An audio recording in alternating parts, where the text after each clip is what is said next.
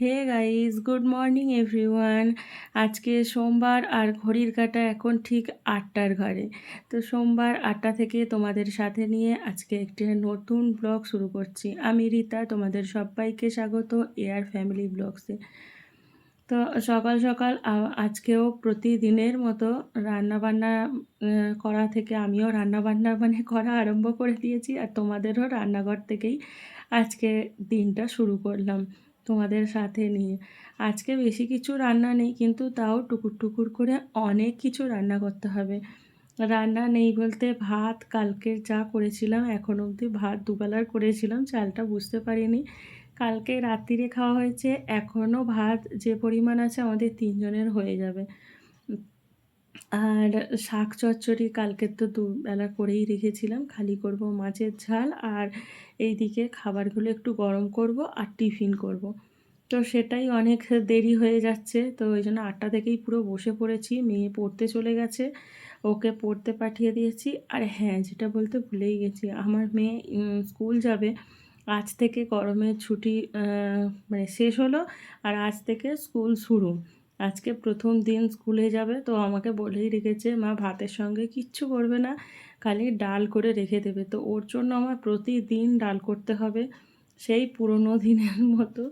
তো এইদিকে ডাল সিদ্ধ হয়ে গেছে, দেখো আমি দুদিকে দুটো বসিয়ে দিয়েছি। প্রথমে এইদিকে কুকারটা বসিয়েছিলাম, কিন্তু তারপরে ভাবলাম যে তো মুসুর ডাল আর অনেকক্ষণ থেকে ভিজিয়েও রেখেছি, তাড়াতাড়ি হয়ে যাবে। আর ওই দিকটায় দেখো, যেহেতু যেহেতু দরজার সামনে এটা, তো হাওয়া আসে অনেক সময়, তো ওই জন্য কুকারটা ওইদিকে করে দিয়েছি। আর এই দিকে আমি আলু ভাজাটা বসিয়ে দিয়েছি।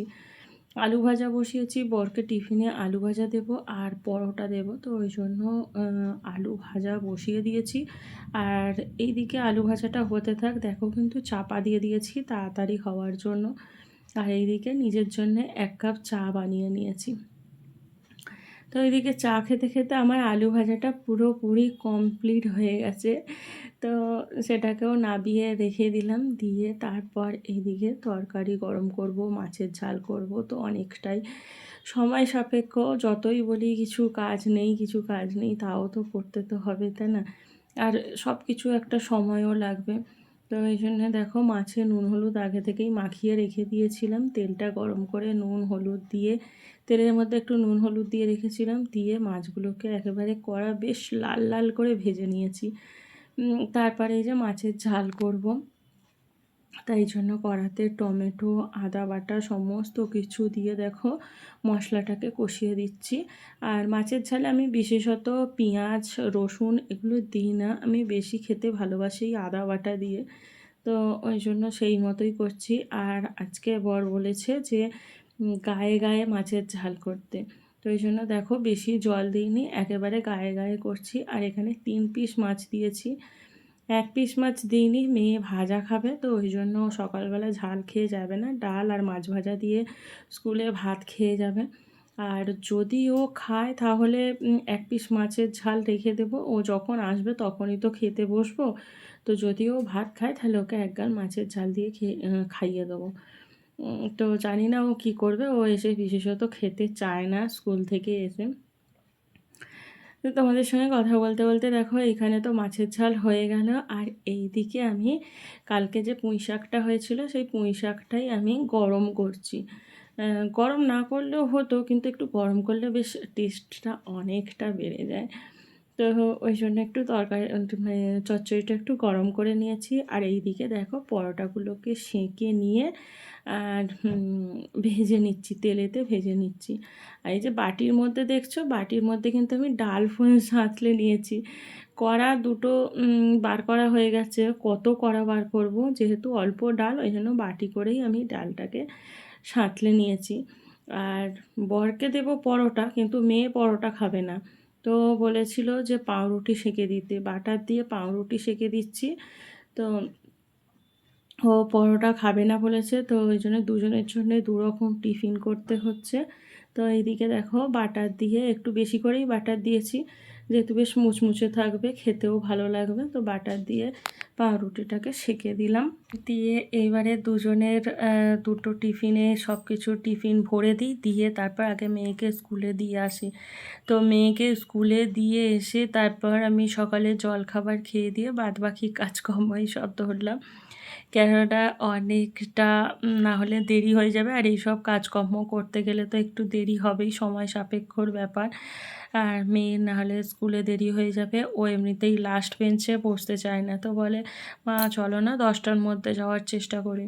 তো ওই জন্য আমি আগে তাড়াতাড়ি করে কোনো রকমে খেয়ে দিয়ে স্নান টান সেরে নিয়ে আমি আগে ওকে দিয়ে এসেছি। তারপর এই যে আগে এইখানটা পরিষ্কার করে নিই, যেহেতু জানো যে ঠাকুর আমার উপরে থাকে, তো ওই জন্য আগে এখানটা পরিষ্কার করে নিচ্ছি, নিয়ে তারপর ঠাকুরকে জল দিয়ে তারপর বাদবাকি কাজগুলো করব।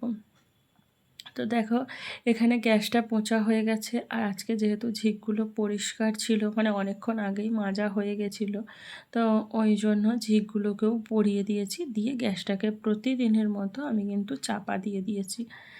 তারপর ঠাকুরকে জল দিয়ে দিয়েছি, দিয়ে চলে এসেছে এই যে বিছনাটাকে তুলতে চলে এসেছি। তো বাসি বিছনা এখনও অবধি তোলা হয়নি। তো ভাগ্যিস আমার এরকম দুটো ঘর আছে বলে অসুবিধে হয়ে ওঠে না। যদি একটা ঘরের মধ্যেই সমস্ত কিছু থাকতো তাহলে কি অসুবিধে হতো বলো। তো যাকে যাক, দেখো বিছনা তো ভালো করে পরিষ্কার একেবারে টান টান করে একেবারে ঝাঁট দিয়ে রেখেছি। আসলে ঘরের বেশিরভাগ জায়গাটাই বিছনাটাই কভার করে রাখে। ঘরের মেন আকর্ষণ হয়ে থাকে বিছনা। বিছনায় একটা ভালো বেশ পরিষ্কার চাদর পাতা থাকলে ঘরের লুকটাই অন্যরকম চেঞ্জ হয়ে যায়। ঘরে কি থাকলো না থাকলো সেটাই অতটা মানে ব্যাপার মানে দেখা অতটা হয় না, কিন্তু ঘরের বিছনা যদি পরিষ্কার পরিচ্ছন্ন থাকে তাহলে মনে হয় যেন ঘরের অর্ধেক কাজ পুরো কমপ্লিট হয়ে গেছে আর ঘরটা পুরো পরিষ্কার হয়ে আছে। তো বিছনাটাকে টান টান করে রেখে এক ধার করে বালিশগুলোকে গুছিয়ে রেখে দেখো কুলারটাকেও চাপা দিয়ে দিয়েছি। আর তার আগে তো আমি প্রতিদিন ওগুলো অফ ক্যামেরাতেই আমি মুছে নিয়েছি, না হলে প্রতিদিনই আমার ধুলো পড়ে। তো এই জন্য আমাকে প্রতিদিনই মুছে নিতে হয়। তো ওইগুলোতে আমি অফ ক্যামেরাই করে নিয়েছি। নেওয়ার পর এই যে কুলারটাকেও চাপা দিয়ে রেখে দিয়েছি। আজকে তো কুলারেও জল ভরতে হবে, তো বিকেলে যখন জল আসবে তখন জল ভরে নেব। আর এখন দেখো কালকে যে বাজার আনা হয়েছে, কাল থেকে আমার গুছোনো হয়নি, তো এখন হাতে একটু সময় আছে, ভাবলাম যে বাজারগুলো আজকে গুছিয়ে নিই। আর আগের সপ্তাহ মানে গত সপ্তাহে যে বাজারগুলো ছিল সেখান থেকে দেখো এখনও ঢ্যাঁড়সটা পড়ে আছে। তো সমস্ত কিছু উঠে গেলেও ঢ্যাঁড়সটা মোটে উঠতে চায় না। তো দেখা যাক, আজকে হয়তো রাত্রিরে ঢ্যাঁড়সের ঝাল বেশ ভালো করে মিষ্টি মিষ্টি করে আচার টাইপের ঢ্যাঁড়সের ঝাল করে নেব। তো এই দেখো আনাজপাতিগুলো খুব সুন্দর করে গুছিয়ে রাখছি।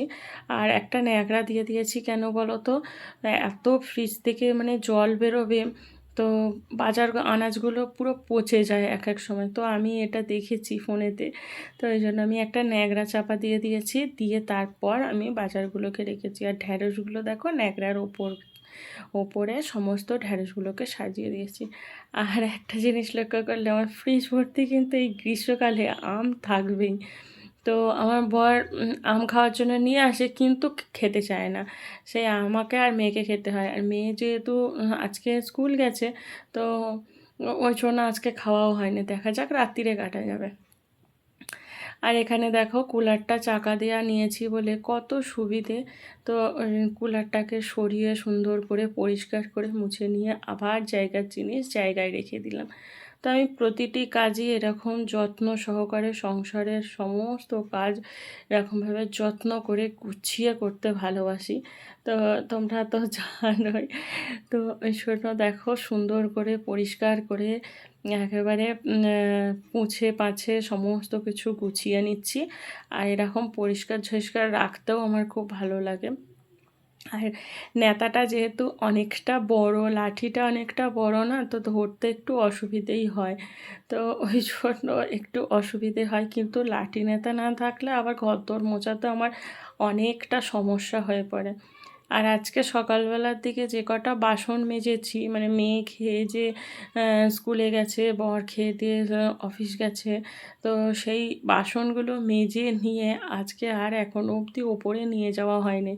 এখানেই সব কিছুটাই সিঁড়িতেই উপুড় করে দিয়েছি, আবার একটু বাদে সমস্ত কিছু গামলায় ভরে তারপর আমি উপরে নিয়ে গিয়ে রেখে দেবো। তো দেখো ঘরদোর কিন্তু আমার পরিষ্কার পরিচ্ছন্ন হয়ে গেছে, কিন্তু এখনও খাবার জল আনা হয়নি। দেখি কখন খাবার জল আনার সময় হয়। আর এত প্রচণ্ড গরম লাগছে, তো এরপর কাচাকুচিও আছে সমস্ত কিছু। আজকে অনেকটা দেরি হয়ে গেছে কাজবাজ করতে, কেননা ঘরদোর একটু পরিষ্কার করে উঠলাম, কাচাকুচি করতে যাব তখন মানে আমার ভাসুর এসে ওই এই কথা সেই কথা ওই কথা সমস্ত কিছু, এখন যে টপিক নিয়ে সর্বসময় সব জায়গাতেই আলোচনা হচ্ছে, তো সেই কথা নিয়ে কথা বলতে বলতে দেরি হয়ে গেছে।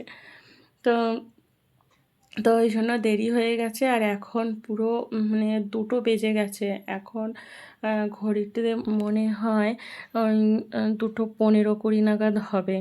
তো তাড়াহুড়ো করছি, আবার মেয়েকে স্কুলে আনতে যেতে হবে। তো এইদিকের কাজবাজ সেরে এখন অবধি দুপুরে খাওয়া দাওয়া কমপ্লিট হয়নি আমার। তো খেয়ে নেব, নিয়ে তারপর আমি মেয়েকে আনতে যাব, যেহেতু আবার এসে অনেকটা কাজ আছে। বিকেলে জল তোলা আছে, গাছে জল দেয়া আছে, তো দুবেলাই তো গাছে জল দিতে হবে, তো ওই জন্য আমি তাড়াহুড়ো করছি। তো এইখানে দেখো কাচাকুচি সমস্ত কিছু করে নিয়েছি, নেওয়ার পর এই যে ছাদে চলে এসেছি। আজকে এখনও অবধি রোদ্দুর আছে, কিন্তু রোদ্দুরটা যেহেতু মানে বারবেলা পড়ে গেছে, তো ওই জন্য অতটাও রোদ্দুরের তেজটা নেই। তা এখন জামা কাপড়গুলোকে শুকুর দিয়ে দিচ্ছি, যা রোদ্দুরের টান আছে শুকিয়ে যাবে। আর সন্ধেবেলা একেবারে সন্ধে দিতে আসবো, তখন আমি জামা কাপড়গুলোকে সব তুলে নেব। আর এই সপ্তাহে যেহেতু গামছাগুলো কাচা হয়নি, আমি তো প্রত্যেক সপ্তাহে একদিন করে গামছা কেচে দিই। তো যেহেতু কাচা হয়নি, তো ওই জন্য আজকেই কেচে দিয়েছি। মেয়েরও সকাল সকাল স্নান হয়ে গেছে, আমারও হয়ে গেছে, মানে প্রত্যেকেরই সকাল সকাল স্নান হয়ে গেছে। আর কাচাকুচিটা যেহেতু বেলার দিকে হয়েছে, তো এই জন্য গামছাগুলোকেও কেচে দিয়েছি। আর দেখো ওইদিকে তোমরা কি লক্ষ্য করতে পারছো, ওই যে আমার মাথার উপরে ওই যে কার্নিশটা আছে ওই পাশের বাড়ি, তো ওইখানে পায়রাগুলো এত ওদের গরম লাগছে যে ওরা চুপচাপ গুটি মেরে বসে আছে। তো আজকে প্রচণ্ড গরমও লাগছে। তো আমার এখানে জামা কাপড়গুলো শুকনো করতে দেওয়া হয়ে যাওয়ার পর একেবারে আরেকবার স্নান করে নেব। আর গ্রীষ্মকালে 3-4 বার তো স্নান হয়েই থাকে, একবার স্নান তো হয় না। তো একবার রান্না করতে যাব, ঘেমে নিয়ে স্নান হয়ে যাব, আবার এসে জলে স্নান করতে হয়। তো এই করতে করতে দেখো এই যে সমস্ত কিছু কাজবাজ সেরে সুরে খাওয়া দাওয়া করে নিয়ে এই যে বেরিয়ে পড়েছি মেয়েকে স্কুলে আনতে যেতে। আমার মাথায় আমি ছাতা নিয়ে নিয়েছি, আর হাতে নিয়েছি মেয়ের জন্যে টুপি। তো চলো মেয়েকে নিয়ে চলে আসি। আচ্ছা, আজকের ভিডিওটা আমি এই অবধিই রাখছি, তাহলে দেখা হবে অন্য একটি ভিডিওতে। আজকের মতো টাটা।